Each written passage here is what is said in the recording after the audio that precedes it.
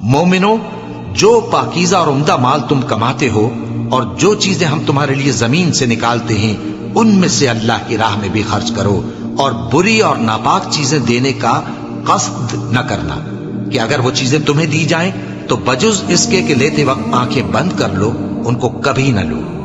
اور جان رکھو کہ اللہ بے نیاز ہے، خوبیوں والا ہے۔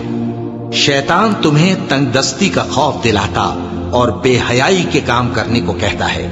اور اللہ تم سے اپنی بخشش اور رحمت کا وعدہ کرتا ہے، اور اللہ کشائش والا ہے، سب کچھ جاننے والا ہے۔ وہ جس کو چاہتا ہے دانائی بخشتا ہے، اور جس کو دانائی ملی بے شک اس کو بڑی نعمت ملی۔ اور نصیحت تو وہی لوگ قبول کرتے ہیں جو عقل مند ہیں، اور تم اللہ کی راہ میں جس طرح کا خرچ کرو یا کوئی نذر مانو، اللہ اس کو جانتا ہے، اور ظالموں کا کوئی مددگار نہ ہوگا۔ اگر تم خیرات ظاہر کر کے دو تو وہ بھی خوب ہے، اور اگر پوشیدہ دو اور دو بھی ضرورت مندوں کو تو یہ تمہارے لیے بہتر ہے، اور اس طرح کا دینا تمہارے گناہوں کو بھی دور کرے گا،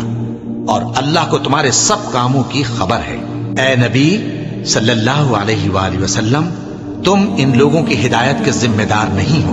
بلکہ اللہ ہی جس کو چاہتا ہے ہدایت بخشتا ہے۔ اور مومنو، تم جو مال خرچ کرو گے تو اس کا فائدہ تمہیں کو ہے، اور تم تو جو خرچ کرو گے اللہ کی خوشنودی کے لیے کرو گے، اور جو مال تم خرچ کرو گے وہ تمہیں پورا پورا دے دیا جائے گا، اور تمہارا کچھ نقصان نہیں کیا جائے گا۔ اور ہاں، تم جو خرچ کرو گے تو ان حاجت مندوں کے لیے جو اللہ کی راہ میں رکے بیٹھے ہیں اور ملک میں کسی طرف جانے کی طاقت نہیں رکھتے اور مانگنے سے آر رکھتے ہیں، یہاں تک کہ نہ مانگنے کی وجہ سے ناواقف شخص ان کو تونگر خیال کرتا ہے، اور تم قیافے سے ان کو صاف پہچان لو کہ حاجت مند ہیں، اور شرم کے سبب لوگوں سے منہ پھوڑ کر اور لپٹ کر نہیں مانگ سکتے۔ اور تم جو مال خرچ کرو گے کچھ شک نہیں کہ اللہ اس کو جانتا ہے۔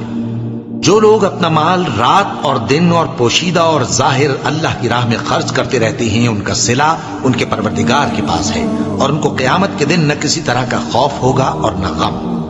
جو لوگ سود کھاتے ہیں وہ قبروں سے اس طرح حواس باختہ اٹھیں گے جیسے کسی کو جن نے لپٹ کر دیوانہ بنا دیا ہو، یہ اس لیے کہ وہ کہتے ہیں کہ سودا بیچنا بھی تو نفع کے لحاظ سے ویسا ہی ہے جیسے سود لینا،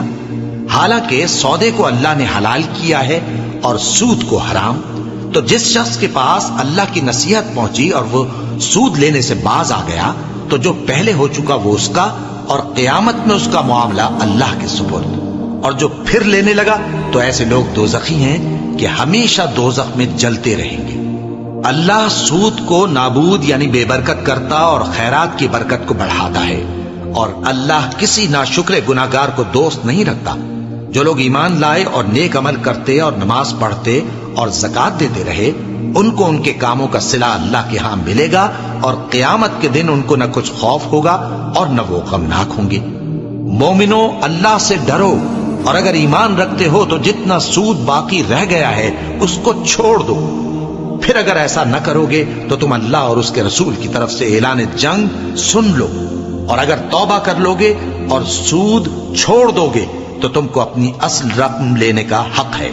جس میں نہ اوروں کا نقصان اور نہ تمہارا نقصان۔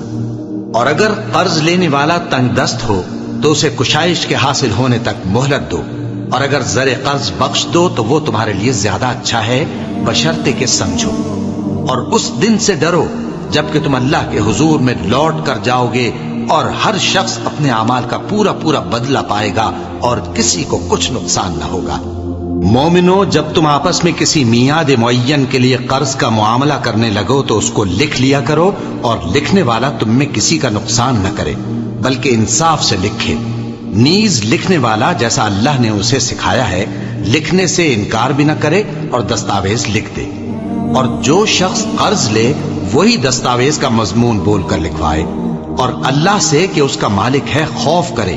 اور زر قرض میں سے کچھ کم نہ لکھوائے۔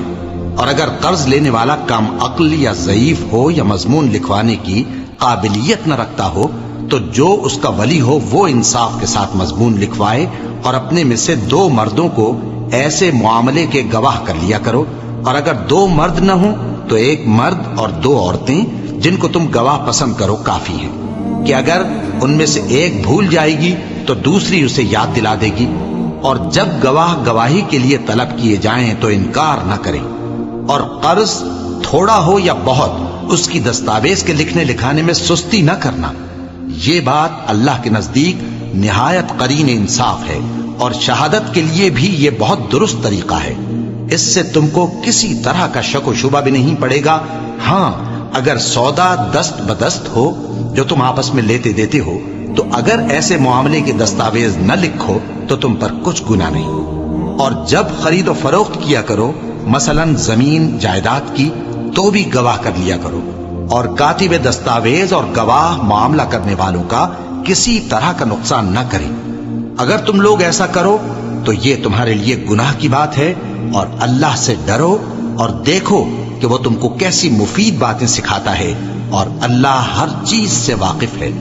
اور اگر تم سفر پر ہو اور دستاویز لکھنے والا نہ مل سکے تو کوئی چیز رہن با قبضہ رکھ کر قرض لے لو، اور اگر تم میں سے کوئی دوسرے کو امین سمجھے یعنی رہن کے بغیر قرض دے دے تو امانت دار کو چاہیے کہ صاحب امانت کی امانت ادا کر دے، اور اللہ سے جو اس کا پروردگار ہے ڈرے، اور دیکھنا شہادت کو مت چھپانا، جو اس کو چھپائے گا وہ دل کا گناہگار ہوگا، اور اللہ تمہارے سب کاموں سے واقف ہے۔ جو کچھ آسمانوں میں اور جو کچھ زمین میں ہے سب اللہ ہی کا ہے۔ تم اپنے دلوں کی بات کو ظاہر کرو گے تو اور چھپاؤ گے تو اللہ تم سے اس کا حساب لے گا، پھر وہ جسے چاہے مغفرت کرے اور جسے چاہے عذاب دے، اور اللہ ہر چیز پر قادر ہے۔ رسول اللہ صلی اللہ علیہ وآلہ وسلم اس کتاب پر جو ان کے پروردگار کی طرف سے ان پر نازل ہوئی ایمان رکھتے ہیں، اور مومن بھی سب اللہ پر اور اس کے فرشتوں پر اور اس کی کتابوں پر اور اس کے پیغمبروں پر ایمان رکھتے ہیں، اور کہتے ہیں کہ ہم اس کے پیغمبروں سے کسی میں کچھ فرق نہیں کرتے، اور وہ اللہ سے عرض کرتے ہیں کہ ہم نے تیرا حکم سنا اور قبول کیا۔ اے پروردگار، ہم تیری بخشش مانگتے ہیں اور تیری ہی طرف لوٹ کر جانا ہے۔ اللہ کسی شخص کو اس کی طاقت سے زیادہ کا ذمہ دار نہیں بناتا۔ اچھے کام کرے گا تو اس کو ان کا فائدہ ملے گا، برے کرے گا تو اسے ان کا نقصان پہنچے گا۔ اے پروردگار، اگر ہم سے بھول یا چوک ہو گئی ہو تو ہم سے مواخذہ نہ کیجو۔ اے پروردگار، ہم پر ایسا بوجھ نہ ڈالیو جیسا تو نے ہم سے پہلے لوگوں پر ڈالا تھا۔ اے پروردگار، جتنا بوجھ اٹھانے کی ہم میں طاقت نہیں اتنا بوجھ ہم پر نہ رکھیو،